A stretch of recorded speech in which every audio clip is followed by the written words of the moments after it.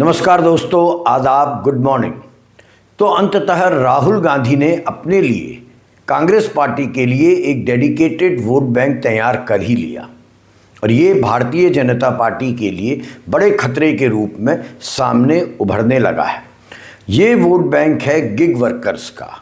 वो नौजवान, वो वर्कर्स जो ब्लिंकिट और अन्य कॉमर्स कंपनियों में काम करते हैं, जिनके लिए कोई कानूनी आधार नहीं है, कोई श्रम कानून नहीं है, उनके लिए सबसे पहले राहुल गांधी ने लड़ाई लड़ी थी और अब वो लड़ाई जीत गए हैं।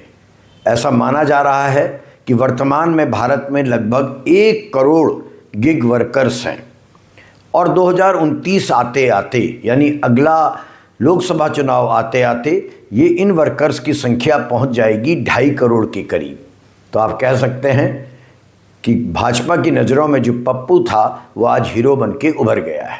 तो चलिए चर्चा करते हैं राहुल की इस जीत पर। आप जानते हैं कि हम इस समय एक ऐसे दौर में हैं, भारत इस समय एक ऐसे दौर में है जहां श्रम कानूनों की अब चर्चा लगभग गायब है। श्रमिक आंदोलन कहीं नज़र नहीं आते हैं, आते भी हैं तो बड़े कमज़ोर से, ढीले ढाले से। लेबर राइट्स यानी श्रमिकों के अधिकार, ये शब्द हाशिए पर चला गया है। हमारा देश समाजवादी देश कहलाता है। समाजवादी देश में मजदूर यूनियन, ट्रेड यूनियन और उनके आंदोलन और श्रम कानूनों पर सार्वजनिक बहस एक ज़माने में बड़ी सामान्य बात थी। हर पार्टी का एक विंग होता था जो ट्रेड यूनियंस को, वर्कर्स की यूनियंस पर अपना फोकस करता था। लेकिन ये सब अतीत हो चुका है और इसकी सबसे बड़ी वजह है बाज़ार की ताकत। ये ताकत इतनी बढ़ चुकी है कि सरकार की नीतियों और प्राथमिकताओं पर पूरी तरह हावी हो चुकी है। 1992 से 96 के दौर में जब पीवी नरसिम्हा राव देश के प्रधानमंत्री थे और मनमोहन सिंह वित्त मंत्री थे, तब से ये दौर की शुरुआत हुई जब ओपन डोर पॉलिसी लाई गई थी। नीति निर्माण में आज श्रम की जगह इन्वेस्टमेंट, निवेश हावी हो गया है, प्रॉफिट हावी हो गया है और कंपटीशन और बाजार ने टोटल कंट्रोल कर लिया है। सरकारें भी रोजगार सुरक्षा, न्यूनतम मजदूरी और सामाजिक प्रोटेक्शन के बजाय, एक नया शब्द है बहुत बढ़िया सा, आपको सुनने में लगता है, ईज ऑफ डूइंग बिजनेस को प्राथमिकता मान रही है। ईज ऑफ डूइंग बिजनेस मतलब व्यापारी को बिजनेस करने में कैसे सुविधा हो, और जब व्यापारी को सुविधा की बात होगी तो निश्चित तौर पर कहीं ना कहीं पर इसकी कोलैटरल डैमेज लेबर फोर्स बन जाती है। यही कारण है कि श्रमिक वर्ग, खासकर गिग वर्कर्स, एक ऐसे सिस्टम में फंस गए हैं जहां वो देश की अर्थव्यवस्था का पहिया तो घुमा रहे हैं, लेकिन उनकी सुरक्षा, अधिकार और सम्मान की गारंटी देने वाला तंत्र लगभग खत्म हो चुका है। भारत के शहरी मध्यम वर्ग के लिए 8 मिनट में डिलीवरी या 10 मिनट में डिलीवरी कोई सेवा नहीं, एक आदत बन चुकी है। मैं स्वयं इस आदत का शिकार हूँ। तुरंत ब्लिंकिट में जाता हूँ और जो चीज़ की ज़रूरत होती है उसे ख़रीद लेता हूँ। 8 से 10 मिनट में डिलीवरी आ जाती है। कभी दूध ख़त्म होता है, कभी अचानक चाय ख़त्म हो जाती है, नमकीन की ज़रूरत हो जाती है, दवा की ज़रूरत होती है, मोबाइल पर एक क्लिक कीजिए और 8 से 10 मिनट पर डिलीवरी हाजिर। इस सुविधा युग में क्विक कॉमर्स कंपनियों ने अपनी ब्रांडिंग को इस 8 से 10 मिनट के जादू से सजाया। उसने बाजार को निश्चित तौर पर विस्तार दिया, लेकिन देश की सड़कों पर एक अदृश्य जोखिम भी बढ़ा दिया जिसको हम समझ नहीं पाए, और वो है डिलीवरी पार्टनर्स की जान का जोखिम। अब पहली बार वही 10 मिनट कंपनियों के लिए भारी पड़ते नजर आ रहे हैं और इसका श्रेय जाता है कांग्रेस के नेता प्रतिपक्ष राहुल गांधी को।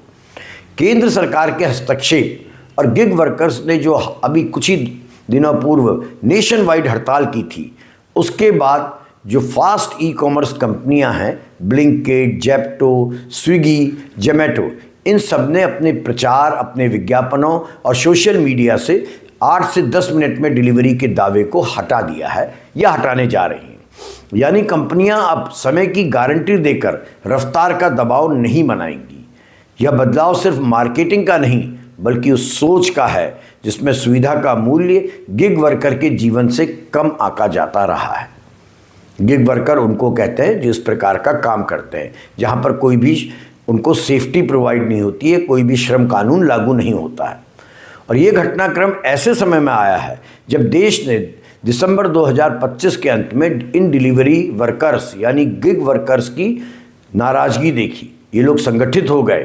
25 दिसंबर और 31 दिसंबर को देश के कई बड़े शहरों में वर्कर्स हड़ताल में चले गए और इनकी मांगें वही थीं जो ये लंबे समय से कर रहे थे, लेकिन कोई सुन नहीं रहा था। इनकी मांग क्या थी कि कमाई कम है, काम का दबाव बहुत ज़्यादा है, सड़क पर दुर्घटनाओं का खतरा बढ़ता जा रहा है और सामाजिक सुरक्षा तो है ही नहीं।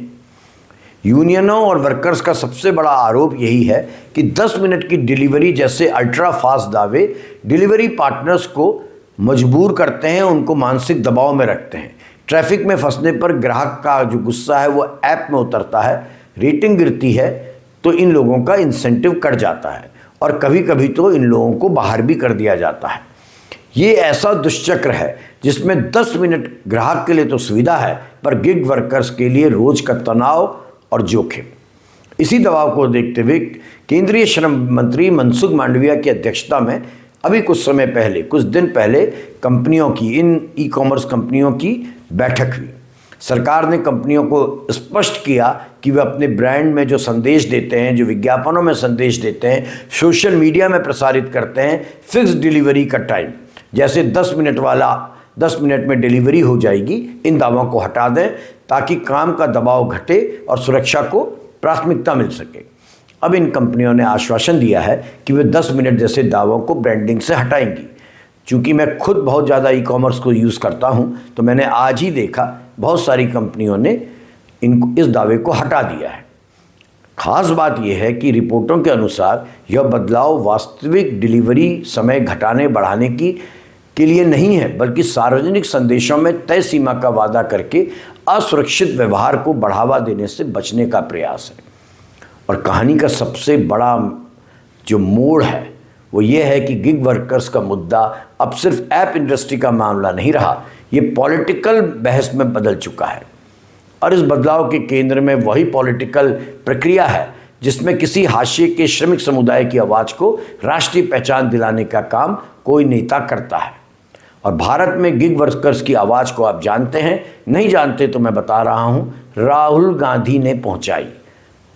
और यहीं से यह घटनाक्रम एक सामान्य कारोबारी खबर नहीं रहता, बल्कि पॉलिटिकल और सोशल अर्थों में एक बड़ा इंडिकेटर बन जाता है कि अब डिजिटल अर्थव्यवस्था का मजदूर भी भारत की राजनीति में एक वोट और एक वोट वर्ग की तरह देखा जाने लगा है।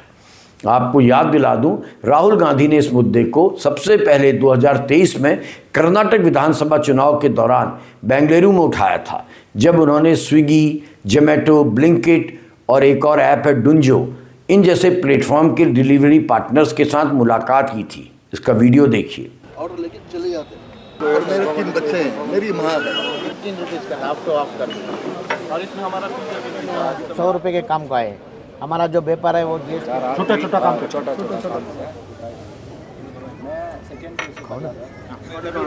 हमारे कंपनी में कम कर दिया तो इनके भी सभी एक साथ काम देते आते आपका टिप्स करके 100 रुपीज़ देते हैं, दूसरा जूस देता है। वही सर, ये काम जो ढंग का होना, फ्यूचर काम आना। एम्प्लॉयमेंट नहीं है सर, इसीलिए हम यहाँ 100 रुपये के काम का है सर। यही नाश्ता है हमारा, ब्रेकफास्ट। सवेरे 6 बजे उठ के आए, अब ब्रेकफास्ट कर रहे हैं, वो भी हमको नसीब नहीं मिलता। जो आप काम कर रहे हो, जो आपकी मुश्किलें हैं, इसके बारे में मीडिया में कभी मैंने नहीं देखा। दिखाएंगे हम लोग का वैल्यू नहीं है। आप पहले आदमी हमसे बैठ के बात कर रहे हैं। बहुत अच्छा लगा आपसे मिलकर। Thank you brother.